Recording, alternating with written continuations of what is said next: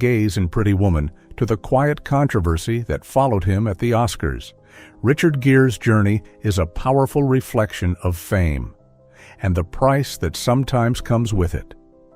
One remark was all it took. Suddenly, the offers stopped coming. No more blockbuster roles, no more red carpet appearances. But Richard Gere didn't fight back. He didn't go on talk shows or release statements. While many in his position might have argued, retreated, or tried to reclaim the spotlight, Gere chose a different path, one of privacy, peace, and quiet strength.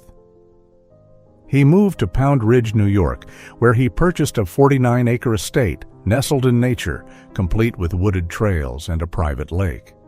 There, he built a home where every detail reflects a deeper part of who he is, a man of thought, purpose, and spiritual depth.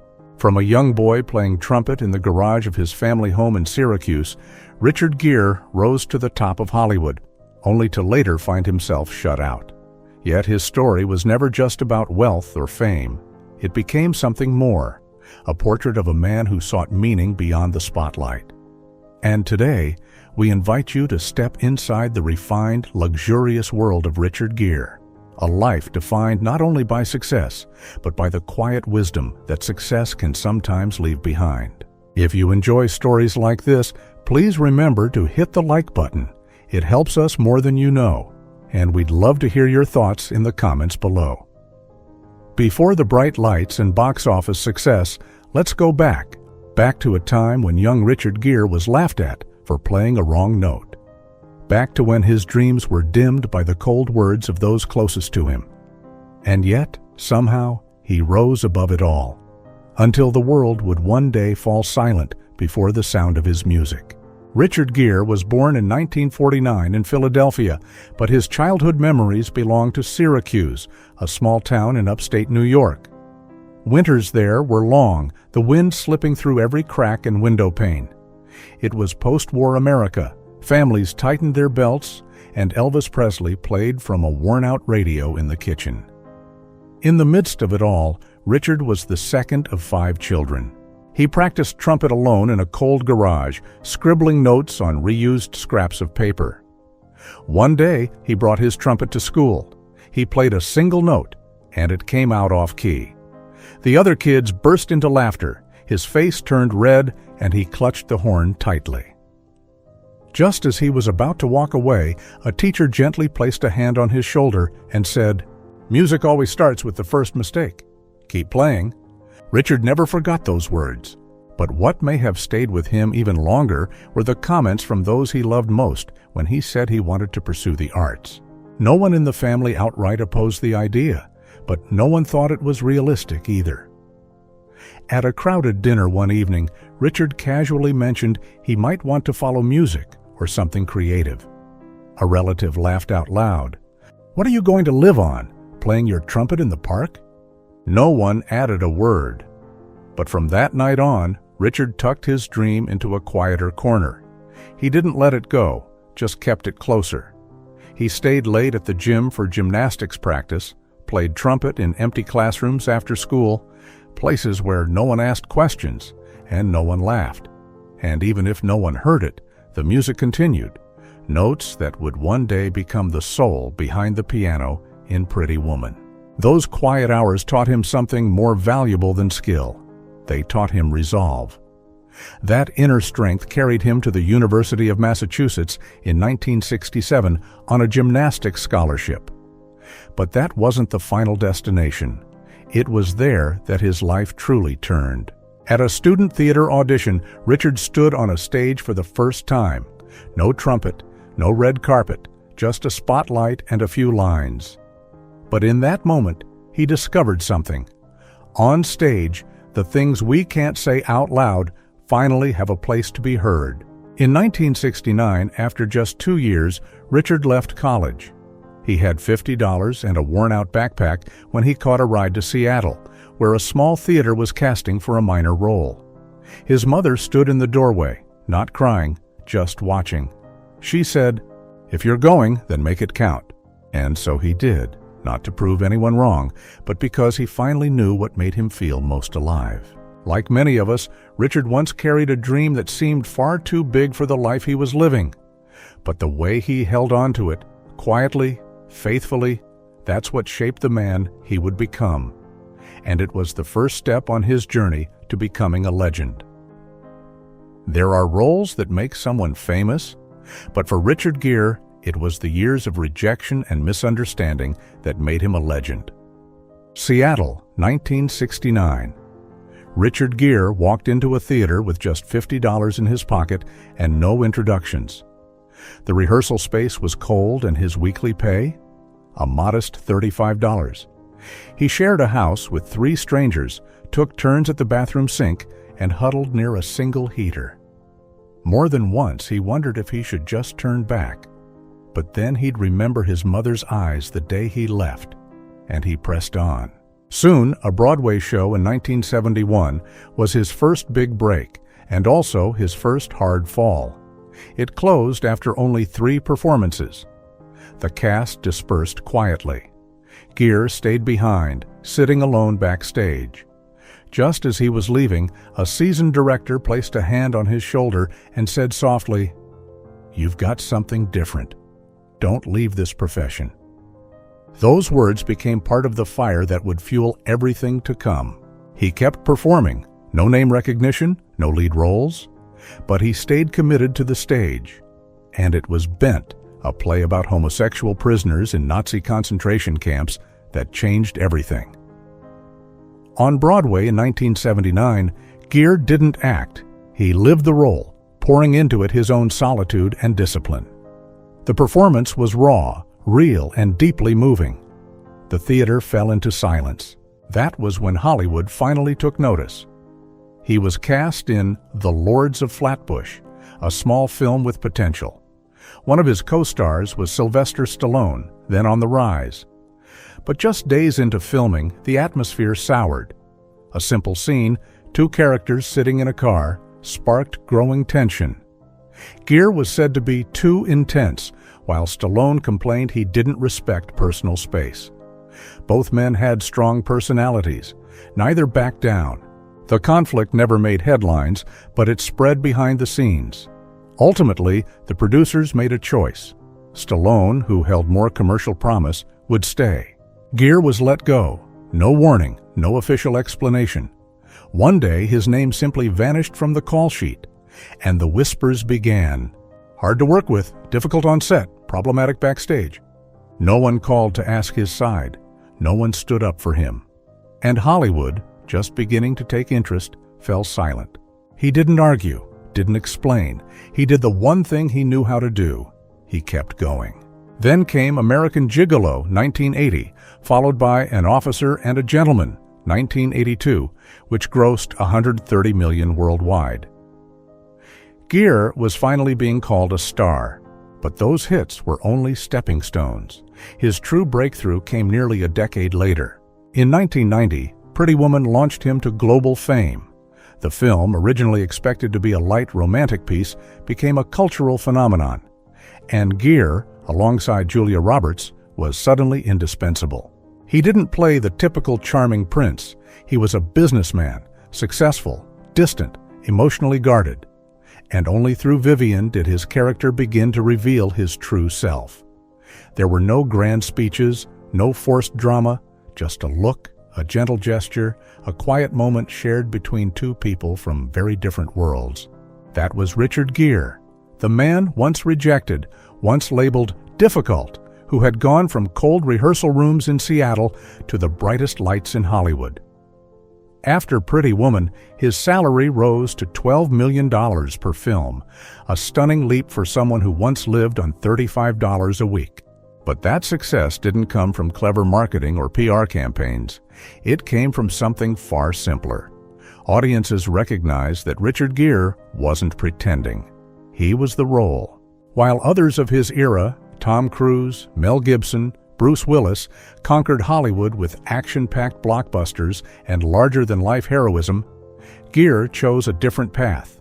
No guns, no muscles, just a glance, and the right words at the right time. When asked how he chooses his roles, Gere once answered quietly, "I don't look for the big part. I look for the one that makes me go silent for a while before I say, yes, I'll do it. And maybe it's that silence, that thoughtful stillness, that sets him apart. When his career hit its peak, Richard Gere didn't choose to expand his fame with noise or spectacle. Instead, he quietly built a world only he truly understood, from the roles he chose to the very bricks in the home he built. From the late 1990s through the early 2000s, Richard Gere entered what many consider the pinnacle of his career. After the sweeping success of Pretty Woman, he proved he was far more than a romantic icon. In Primal Fear, 1996, he played a sharp-witted attorney. In Runaway Bride, 1999, he reunited with Julia Roberts in a film soaked in classic Hollywood charm. And in Chicago, 2002, he transformed into the smooth-talking Billy Flynn in a vibrant and elegant musical. Chicago went on to win the Academy Award for Best Picture, and Gere received the Golden Globe for Best Actor. His paycheck for Runaway Bride? A remarkable $12 million, roughly $20 million today. It was a dramatic leap from the $35-a-week salary he earned in his early days in Seattle. Looking back, it wasn't luck that brought him here. It was perseverance. Success changed how the world viewed him, but it was how he lived with a $120 million net worth that truly left people in awe. A home in the woods and a recording room for quiet tears. Richard Gere grew up one of 5 children in a modest brick house in Syracuse, New York. It was nothing special except for the sound of his father's weary sighs after long days selling insurance, and the quiet corner where young Richard practiced trumpet under dim light. Space was tight, cold, shared. Today, he lives on a 49-acre estate in Pound Ridge, one of the most private and valuable properties in upstate New York. The main house spans over 11,600 square feet, with floor-to-ceiling windows overlooking a private lake, oak floors, and a Zen garden tucked behind rows of maples. Below the main floor sits a small private studio, a soundproof room with a Steinway piano and vintage recording equipment. After a difficult chapter in his personal life, Gere spent many nights here, recording monologues in his own voice, not for anyone to hear, but to remind himself of who he was. Not far from Hollywood, yet far removed from its noise, this estate was never about flaunting wealth. It was about preserving something far more precious, meaningful stillness, the Aston Martin and a watch that holds his father's memory.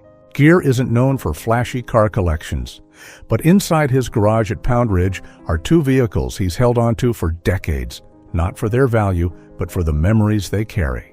The first is a bright red 1965 Ford Mustang, bought with the paycheck from his role in Looking for Mr. Goodbar. At that time, Gere was somewhere in the middle, not yet a star, no longer a nobody. "That car didn't take me anywhere," he once said, "but it reminded me where I started." It still sits under a simple wooden awning, dusted weekly, rarely driven, a silent reminder that needs no words. The second is an Aston Martin DB7, not a classic model, but one he had custom designed. Hand-stitched brown leather seats, an ebony wood dashboard, and a small mechanical clock near the steering wheel, crafted to match the one his late father used to wear. It's not just a design choice, it's memory, placed gently within arm's reach. Neither car has been shown in the media, no photos on social platforms. But if you happen to see Richard Gere driving through the New York hills one quiet October afternoon, it might be one of these, unhurried, private, and entirely his own. For Gere, movement was never about the destination, but about holding rhythm even in the sky. A plane without a bar, but with a place to meditate. The Gulfstream G550 he once used for humanitarian trips didn't come with VIP lounges or cocktail bars. The interior was entirely redesigned, classic leather chairs, wooden shelves filled with books on mindfulness, and a floor-seated meditation space. The lighting was programmed to shift with the time zone and sun cycle, so his body wouldn't lose its sense of pace while crossing continents. A flight attendant once said, He didn't say a word during the 14-hour flight to Dharamsala. He just read, wrote, and sat still, like stone. To others, that may seem withdrawn. To Richard Gere, it was a way of staying true to his rhythm, even when the world moved too fast. Unusual indulgences, thoughtful, quiet, deeply personal. Gere doesn't collect luxury watches or chase sports cars. Instead, he keeps bees. 4 hives tucked into a rock garden near a pond, each made from imported Japanese pine, designed in meditative architectural tradition. Each year, he bottles honey for friends, labeling it by hand. Stillness, 2024. Every Thursday, he brings in a chef trained at a Kyoto temple to prepare a 3-course vegetarian lunch, served with the precision of a ceremony. Rather than spend on designer goods, he once purchased an original Tibetan calligraphy piece for $45,000 just to hang outside his bedroom, where no guests would ever see it. He once bought out the entire top floor of a hotel in Bhutan just to spend 3 days each spring meditating, then left without a single photo, interview, or media mention. It was simply a life quiet enough to need no validation. Richard Gere doesn't live like a celebrity. He lives like someone who knows exactly who he is and selects each space, each object, as a daily reminder of that truth. And when he reached the top, he chose to stop, not to retire, but to live honestly. But even legends are not immune to challenges. What happens when personal conviction meets the full force of power?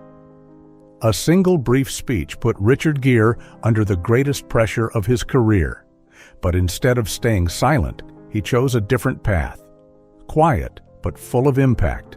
In 1993, at the Academy Awards, Richard Gere unexpectedly used his acceptance speech to draw attention to Tibet. He didn't thank his team or talk about his performance. He spoke about freedom, human rights, and criticized the Chinese government on the global stage.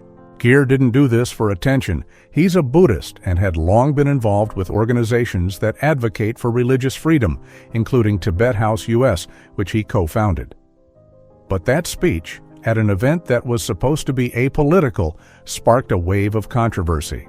As the early 2000s rolled around, Hollywood began to change. China had become one of the largest film markets in the world, and many studios began to prioritize maintaining a neutral image to ensure global releases.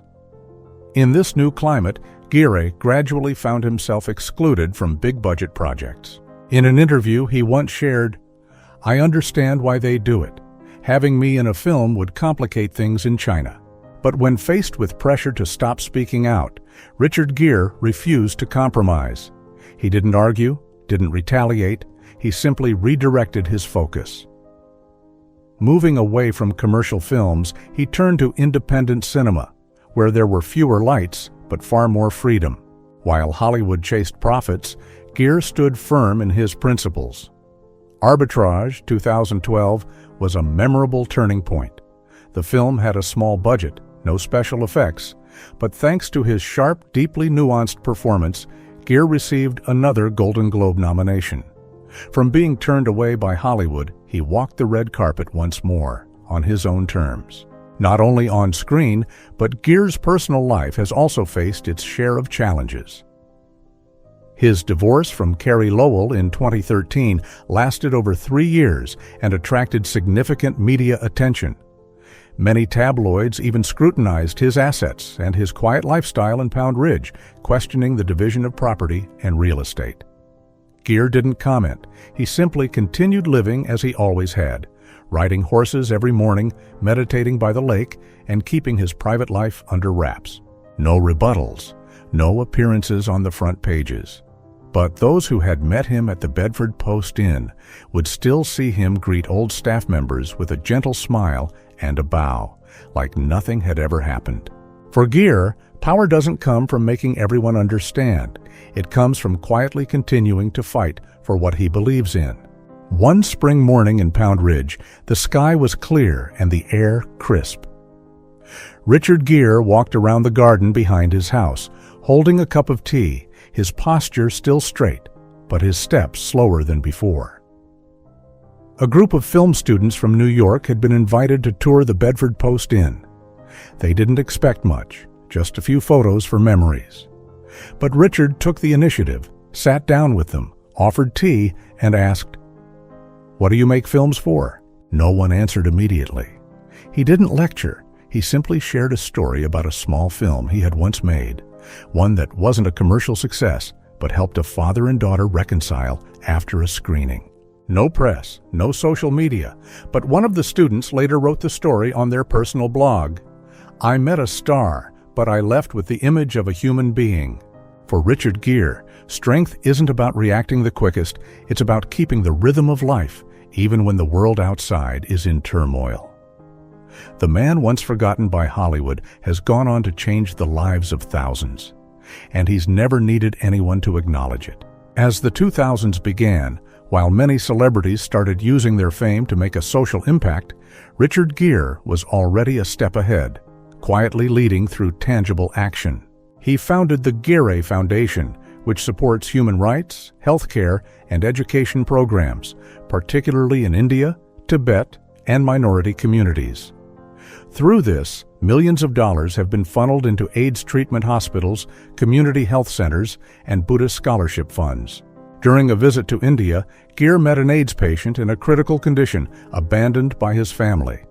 He didn't say much, simply sat close, held his hand, and allowed the man to share his story.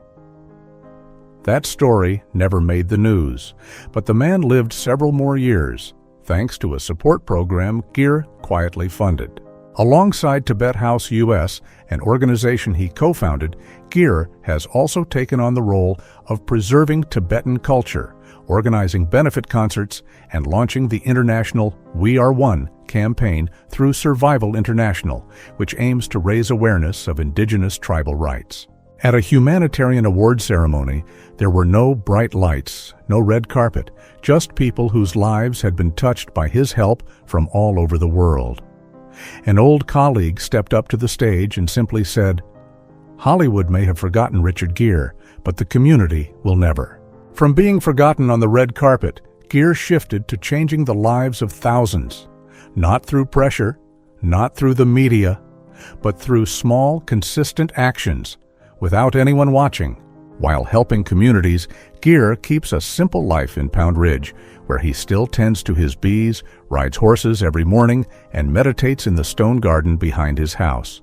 No signs, no iron gates, just quiet, and a man continuing down the path he's chosen. Gere might never say what legacy he's left, but if he did, he'd probably just smile and say, "I just know I've still got work to do."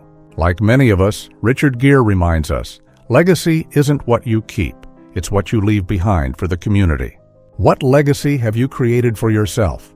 Share your story in the comments, hit like, and subscribe to continue the journey of inspiration.